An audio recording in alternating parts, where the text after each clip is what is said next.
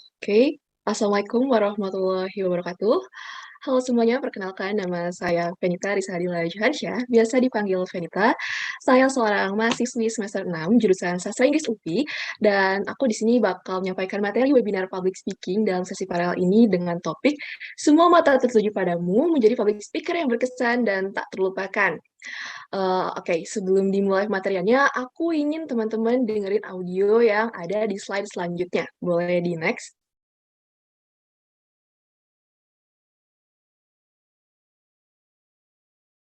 Nah, mungkin Mata teman-teman di sini ada yang tertuju pernah dengerin padamu. di TV ataupun di radio. Penasaran kan boleh diputar audionya ya? Boleh diputar sekarang. Semua mata tertuju padamu.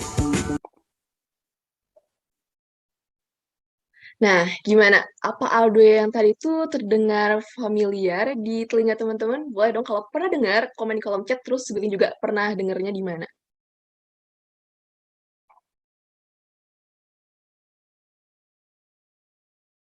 Pernah ya, banyak yang jawab pernah dengar.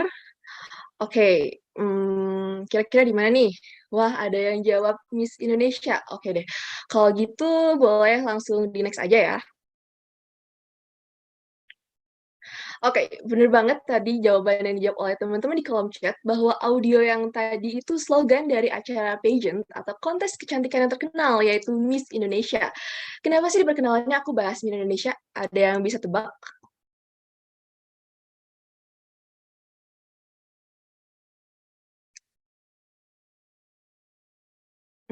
Kontestannya ada yang jawab keren. Oke, bener ya. Aku terinspirasi buat topik, dari kontesan Miss Indonesia karena mereka tuh berpublic speaking dengan menjawab pertanyaan dari para juri itu dengan penuh percaya diri ya, sangat berkesan dan tentunya juga tak terlupakan gitu ya, karena pembawaan public speaking mereka itu sangat brilian, itulah yang bisa membawa satu pemenangnya ke ajang dunia yaitu Miss World. Nah, teman-teman di sini pasti pengen kan, bisa public speaking kayak mereka yang bisa membuat semua mata tertuju pada kita. Nah, maka dari itulah, di webinar kali ini aku ingin bawakan topik gimana sih cara menjadi public speaker yang berkesan dan tak terlupakan agar seperti para kontestan Miss Indonesia. Boleh di-next? Nah, pertama-tama sebelum membuat audiens terkesan, dengan public speaking kita, kita harus membuat pesan yang kita sampaikan mudah dipahami oleh audiens. Karena teman-teman di sini pastinya pernah kan lihat pembicara yang punya topiknya bagus, tapi gagal dipahami sama audiensnya. Karena itu, ada hal yang perlu diperhatikan oleh teman-teman di sini dalam menyampaikan pesan, yaitu membuat penjelasan yang sederhana. Gimana caranya? Yuk simak di slide selanjutnya. Nah, pada saat ini bisa dilihat pada bagian judul ada case yaitu keep it simple alias sederhana. Nah, perlu teman-teman ingat di sini bahwa sederhana yang dimaksud adalah tidak mengurangi esensi dari pesan yang teman-teman akan sampaikan. Dalam kata simple, terdapat dua istilah, yaitu simplistic dan juga simplified, yang artinya penyederhanaan tanpa kehilangan esensi dari maknanya. Oleh karena itu, usaha penyederhanaan ini akan sangat bermanfaat karena pada saat kita menyederhanakan sesuatu untuk audiens, mereka yang awalnya nggak paham, jadi paham. Terus gimana sih cara menyederhanakan pesan yang ingin kita sampaikan? Boleh di-next? Nah, seperti di judul, ada reduce dan organize. Pertama, aku bakal jelasin soal reduce dulu nih. Reduce sendiri artinya mengurangi. Kenapa? Karena selama ini banyak orang yang ngira bahwa semakin banyak informasi, maka semakin jelas bagi audiens. Tapi hal tersebut justru malah kebalikannya. Karena informasi yang berlebihan akan buat audiens susah untuk membedakan mana poin yang penting dan mana yang enggak. Jadi ini juga banyak menyebabkan audiens berhenti memperhatikan pembicara. Nah, teman-teman nggak mau kan kalau audiens berhenti memperhatikan teman-teman. Nah, karena itu kita harus mampu menghilangkan hal-hal yang sekiranya tidak esensial. Gimana caranya?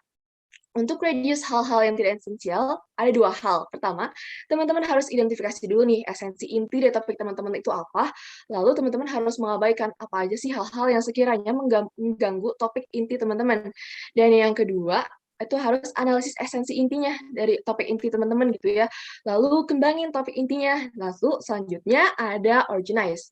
Organize di sini adalah upaya untuk pengorganisasian materi bicara. Hal ini harus dilakukan ketika kita merencanakan materi tersebut. Gimana strateginya? Ada SLEEP. SLEEP itu adalah akronim singkatan dari Sort, Label, Integrate, dan Prioritize. Nah, sort di sini yaitu teman-teman menyortir semua ide yang sifatnya sesuai ke dalam kelompok yang terpisah. Udah kayak gitu, di label, teman-teman melabeli kelompok ide-ide tersebut itu. Selanjutnya ada Integrate. Di sini tuh teman-teman mengintegrasikan kelompok yang memiliki banyak kesamaan dalam satu label. Dan yang terakhir ada Prioritize, yaitu ditentuin nih prioritas terhadap kelompok ide mana yang bakal difokusin sama teman-teman di sini. Nah, kalau udah kayak gitu, kalau teman-teman udah mengkonsepkan topik yang dibuat jadi sederhana, selanjutnya kita lanjut ke tahap selanjutnya. Boleh next. Nah, sekarang kita masuk ke topik utama webinar kita kali ini, yaitu menjadi public speaker yang berkesan. Sesuatu yang memberikan kesan bagus akan membuat mudah diingat oleh yang mendengarkan. Nah, untuk meninggalkan kesan yang baik pada audiens itu ternyata berkaitan erat loh dengan kemampuan untuk berkomunikasi secara nonverbal dengan tepat. Karena tujuan komunikasi nonverbal itu sendiri adalah untuk mengekspresikan emosi dan membangun hubungan yang baik. Pasti teman-teman di sini pengen kan kalau public speaking teman-teman buat kesan yang bagus di mata audiens. Nah, bicara mengenai komunikasi nonverbal, ada 6 bentuk realisasinya. Di antaranya ada sentuhan, gerak tubuh, jarak, tampilan fisik, faktor lingkungan, dan juga aspek vokal. Tapi nih, di antara 6 hal tadi, yang paling relevan dan signifikan untuk menciptakan kesan yang baik itu adalah dengan memainkan aspek vokal dan juga mengolah gerak tubuh. Caranya, yuk simak slide selanjutnya. Nah, vokal. Mendengar kata vokal, pasti teman-teman di sini ingatnya pada suara, bukan? Memang benar, tapi lebih tepatnya lagi, vokal di sini adalah untuk memainkan kata-kata dengan suara kita. Kita sebagai speaker harus ada kemauan untuk mempunyai mindset bahwa kita harus bermain dengan kata-kata yang disampaikan. Pasti teman-teman pernah kan berbicara atau mendengar speaker yang berbicara mengikuti skrip atau yang terdengar kaku dan monoton. Nah, karena itu bermain dengan kata-kata inilah speaker akan membuat pembicaraannya lebih hidup gitu ya. Nah, apa saja sih aspek yang bisa dimainkan untuk aspek vokal ini? Rumusnya ada 5P. Pertama, ada pace, yaitu kecepatan langkah. Pace juga jadi komponen yang penting nih untuk membangun koneksi dengan audiens. Kita harus menggunakan pace yang tepat, tidak terlalu cepat maupun lambat. Karena kalau kita terlalu cepat, audiens cenderung tidak memperhatikan apa yang kita bicarakan. Yang kedua, ada projection atau bisa disebut volume. Nah, pembicara di sini itu bisa mengatur keras atau rendahnya suara berdasarkan keperluan. Biasanya yang sedang itu untuk presentasi umum, yang rendah untuk sesuatu yang penting, dan yang tinggi itu untuk menyampaikan penekanan pada poin. Yang ketiga ada pause atau jeda, yaitu memberikan jeda pada saat berbicara sehingga bisa memberikan waktu kepada para audiens untuk menangkap pesan speakernya. Selain itu, jeda itu ternyata secara psikologis dapat mempengaruhi rasa penasaran audiens loh. Dan yang keempat, ada pitch, yaitu tinggi rendahnya nada. Nah, pengaturan pitch dalam berbicara juga akan mempengaruhi bagaimana pesan speaker dimengerti oleh audiens. Nah, pitch ini juga bisa menekankan pada kata-kata yang dianggap penting dan melemahkan kata-kata lain yang kurang penting.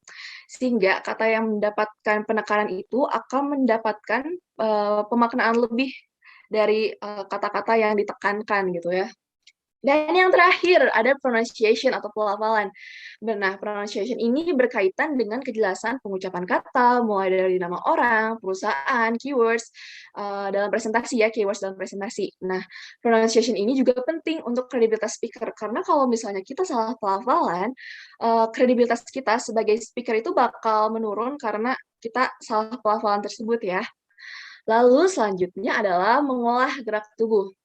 Nah, di sini ada gestur, yaitu kita memberikan ilustrasi terhadap bicara speaker untuk menggambarkan jenis perasaan yang tepat. Misal kita lagi presentasi soal yang semangat-semangat gitu, topiknya pasti kita kasih gestur yang bikin semangat. Atau enggak kalau misalnya kita lagi presentasi atau public speaking yang sekiranya lagi menceritakan hal yang sedih, biasanya tangan kita itu mengarah ke dada gitu ya, kayak sedih. Kan biasanya kalau sedih tuh kayak gini ya. Terus yang kedua ada postur tubuh.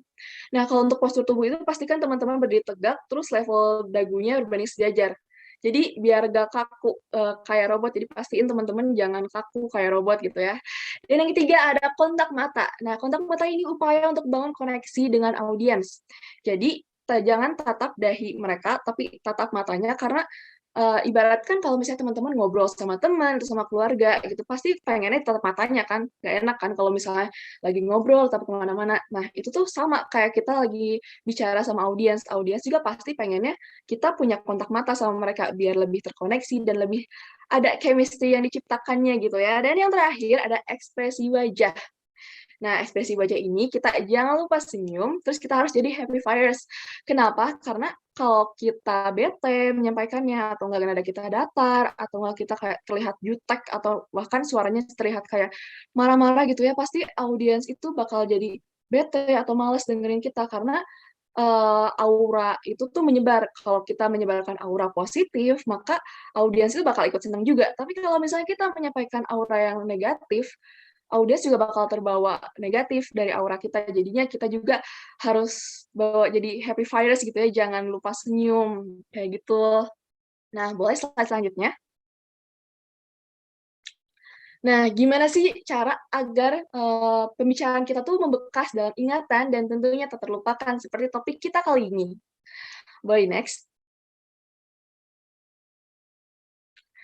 Nah, aku udah ngelis nih 5 cara agar public speaking kita tuh membekas dalam ingatan audiens, yang di mana bikin tak terlupakan gitu ya. Pertama, kita harus memberikan contoh. Kenapa sih kita harus memberikan contoh? Karena pada dasarnya manusia itu belajar dari pengalaman. Kalau kita memberikan contoh atau pengalaman kita, hal tersebut pun bakal diingat oleh audiens lebih lama, kayak, "Oh, speaker itu dulu kayak gini, berarti aku harus kayak dia nih," kayak gitu. Kayak seperti kata pepatah, karena experience is the best teacher. Yang kedua, ada membagi informasi ke dalam pengelompokan 3 atau 4. Nah, maksud dari pengelompokan 3 atau 4 ini tuh agar lebih mudah diingat ya, seperti halnya pada nomor handphone yang dibagi menjadi kelompok 3 atau 4 kayak di slide yang, saya tunjukkan. Bayangin kalau misalnya teman-teman nyatet nomor tanpa ada strip pembatas, untuk pengelompokan itu, pasti bakal lebih susah untuk mengingatnya kayak, "Aduh, tadi nomornya apa ya?" Karena tidak ada pembatasnya. Sementara kalau misalnya ada pembatasnya, kayak dari nomor yang dibatas-batasin itu, pasti bakal lebih mudah, diingat oleh kita. Atau enggak contoh lainnya nih, kayak frasa yang terkenal dari Julius Caesar yaitu "Vini, Vidi, Vici". Itu kan V-nya tuh awalnya sama gitu ya, nah itu pasti bakal lebih diingat oleh audiens. Atau contoh lainnya, mau ngadain, presentasi soal topiknya tips mengelola keuangan atau enggak, soal ekonomi. Nah, sebagai contohnya bisa nih dikelompokkan temanya, kayak kaya, raya, jaya. Nah, si kaya, raya, jaya ini kan termasuk ke dalam memainkan rema, dalam kaya, raya, jaya. Nah, kalau rima ini tuh, bisa lebih mudah untuk diingatnya karena kesamaan kata di akhirnya gitu, ikonik kan, jadi, nempel di ingatan kita. Dan yang ketiga adalah melakukan repetisi. Nah, hal ini tuh upaya untuk mengulangi sesuatu agar masuk ke dalam memori audiens. Karena biasanya kita tuh kalau misalnya dengar sesuatu yang berulang-ulang, pasti masuk ke memori kita. Kayak contohnya kita dengerin lagu, itu kan diulang-ulang terus. Ujung-ujungnya kita pasti hafal karena lagu itu tuh direpetisi terus, apalagi di musik, di lagu itu liriknya terus berulang-ulang gitu ya. Jadi kalau misalnya kita melakukan repetisi, pasti, itu tuh bakal lebih gampang untuk masuk ke dalam memori audiens. Nah, yang keempat itu sekarang ada menggunakan bentuk visual. Nah, untuk pembentukan visual ini adalah gambar, foto, slide, atau ilustrasi yang bakal memudahkan audiens untuk mengingat pesan yang akan kita sampaikan nih. Karena audiens, faktanya hanya akan mengingat sekitar 10% materi yang, telah disampaikan setelah 72 jam informasi disampaikan. Nah, sedangkan kalau kita menambahkan gambar, audiens akan meningkat sekitar 65%. Nah, terlihat kan perbandingannya itu jauh sekali dari 10% ke 65%, makanya kalau misalnya kita pakai gambar ini bakal lebih mudah untuk diingat sama audiens. Dan yang terakhir ada menggunakan akronim nih. Nah, akronim ini adalah cara yang paling hebat loh untuk menyederhanakan ide-ide yang kompleks. Seperti contoh sederhananya nih, aku dulu pernah bimbel di salah satu bimbel yang terkenal nih di Indonesia. Emang bimbelnya tuh udah tersebar di seluruh kota di Indonesia, dan bimbelnya itu udah terkenal sama rumus-rumus yang mereka kasih, karena emang bener-bener mujarab banget gitu ya, rumus-rumusnya tuh. Contohnya nih, aku dulu waktu SMP, dikasih rumus pas pelajaran bahasa Indonesia, Nata Jukoper. Artinya nama, tahun, judul, kota, dan penerbit. Padahal itu kan pas aku masih kelas 9, dan sementara sekarang aku udah semester 6 nih, tapi masih diingat karena emang akronim itu hebat banget buat nempel di otak kita, di memori kita gitu ya. Iya, betul sekali yang di komen chat oleh Michael GO ya. Iya, bener dari GO. Karena emang rumus-rumusnya tuh kalau misalnya kita pakai akronim, memang menempel di otak kita gitu ya. Nah, jadi itu ya teman-teman 5 cara agar public speaking teman-teman tuh tidak mudah dilupakan oleh audiens. Boleh di next? Nah, pada intinya dalam berpublic speaking, mau topik seperti apapun, kita harus bisa menyederhanakan apa yang ingin kita sampaikan agar mudah dimengerti oleh para audiens. Agar penyampaian kita bagus pun, kita harus bisa membuat audiens terkesan dan tidak melupakan apa yang kita sampaikan dengan metode yang sudah dijelaskan gitu ya. Dan ingat, dalam public speaking, kita harus meluruskan hati kita dengan niat untuk membuat orang lain paham, bukan untuk show off atau pamer ilmu yang kita punya. Seperti pada quotes tersebut yang ada di slide dari pemenang Miss Indonesia 2020 ya. No joy can equal the joy of serving others. Yang artinya, tidak ada sukacita yang dapat menandingi sukacita melayani orang lain. Melayani dalam konteks public speaking itu dengan kita memberikan ilmu yang kita miliki terhadap para audiens. Karena kalau misalnya kita udah ngasih ilmu yang diberikan, pasti kita pun terlihat senang juga sudah memberikan ilmu yang kita berikan. Nah, sekian pematerian dari saya. Terima kasih telah menyimak. Semoga bermanfaat dan bisa dipraktikkan di kemudian hari. Wassalamualaikum warahmatullahi wabarakatuh. Boleh di next di slide selanjutnya. Menunggu slide selanjutnya datang lagi. Kita langsung masuk ke sesi Q&A ya. Nah, teman-teman di sini kalau misalnya punya pertanyaan, boleh langsung raise hand dan juga on mic.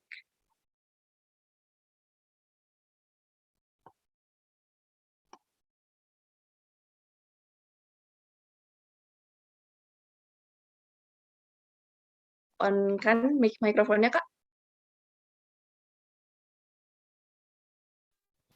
Baik, sebelumnya perkenalkan, saya Arina dari FPEB. Izin bertanya, kan tadi sempat dijelaskan ya soal pace atau kecepatan bicara. Kebetulan saya berencana untuk mengikuti kampus pengajar di tahun depan. Karena saya harus mengajar siswa, otomatis saya harus bisa menguasai public speaking-nya dong. Nah, bagaimana ya caranya untuk melatih mengatur kecepatan berbicaranya itu? Makasih.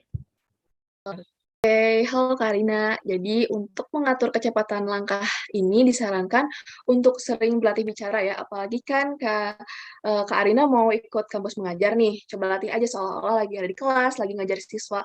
Ambil contohnya Kak Arina ngajar anak SD nih ya. Kalau ngajar anak SD kan nggak bisa terlalu cepat ya bicaranya. Jadi kita harus berbicara lebih lambat, tapi harus nambahin energi juga biar rasa antusiasmenya tuh naik. Jadi kalau kita ada energi dan kita semangat, anak-anaknya juga jadi kesemangat dan nyimak materi yang bakal disampaikan. Nah, kalau kayak gitu pasti anak-anaknya lebih paham sama apa yang kita sampaikan. Sekian, gimana? Apakah cukup menjawab, Kak Arina? Sudah cukup, Teh. Makasih. Oke, selanjutnya apakah ada yang mau bertanya? Maaf, Fen, soalnya ini waktunya udah mepet ya, udah habis. Jadi kita langsung ke pemateri yang terakhir aja. Nanti kalau masih ada sisa waktu di akhir, boleh kalau masih ada yang mau